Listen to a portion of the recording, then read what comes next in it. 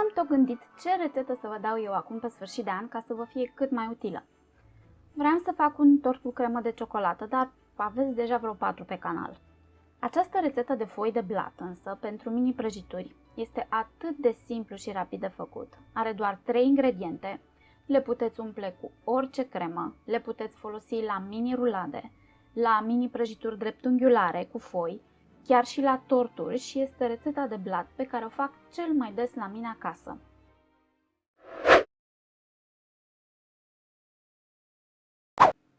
Ingrediente: 6 ouă întregi, nu trebuie să le separăm, 150 de grame de făină și 150 de grame de zahăr.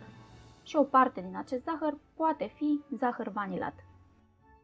Mai întâi, preîncălzim cuptorul la 190 de grade Celsius.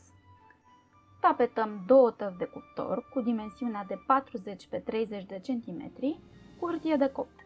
Dacă aveți tăvi mai mici, foile vor ieși puțin mai groase. Punem ouăle într-un castron încăpător și peste ele adăugăm tot zahărul odată. Amestecăm cu un mixer de mână la viteză maximă. Acest tip de aluat, făcut prin mixarea ouălor întregi cu zahărul, face parte dintr-o familie numită genoise. Ceea ce trebuie să rețineți este că mixarea durează 10 minute sau chiar mai mult dacă aveți un mixer mai leneș, așa că nu vă pierdeți răbdarea. Știm că aluatul este gata atunci când devine mai consistent, paletele mixerului lasă urme vizibile în aluat și formează panglici în castron, așa cum vedeți aici. Acum, cu ajutorul unei strecurători sau unei site, cernem deasupra făina în câteva tranșe.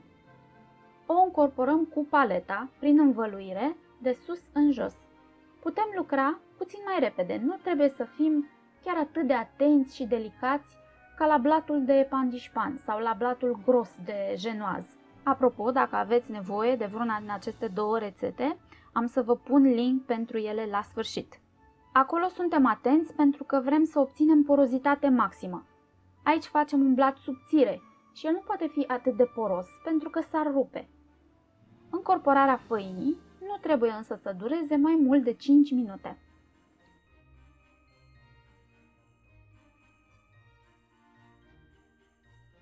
Punem câte o jumătate de aluat în fiecare tavă și îl întindem cât mai uniform cu putință.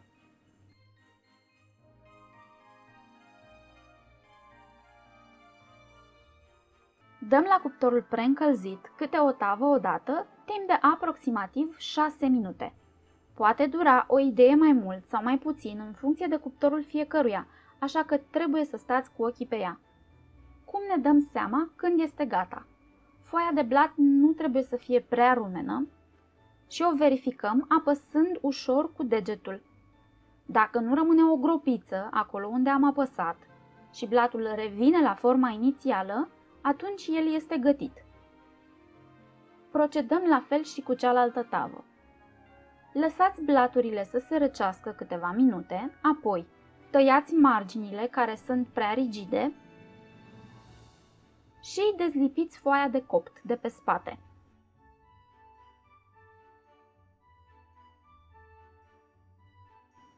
Dacă le folosiți pentru prăjituri cu foi, le păstrați așa drepte. Dacă le folosiți pentru mini rulade, atunci rulați foaia de blat împreună cu foaia de copt. Înainte să le depozitați, este bine să presărați pe fața blatului puțin zahăr pudră sau zahăr pudră amestecat cu amidon în părți egale, pentru că tinde să devină puțin lipicioasă această față. Eu nu fac asta acum pentru că le voi folosi imediat și nu vor apuca să devină lipicioase. Le păstrați într-o pungă de plastic până când aveți nevoie de ele, dar vă recomand să le folosiți cam în 24, maxim 48 de ore. Le puteți umple cu cremă de ciocolată, cu cremă de nes, cremă de tiramisu, cremă diplomat și fructe.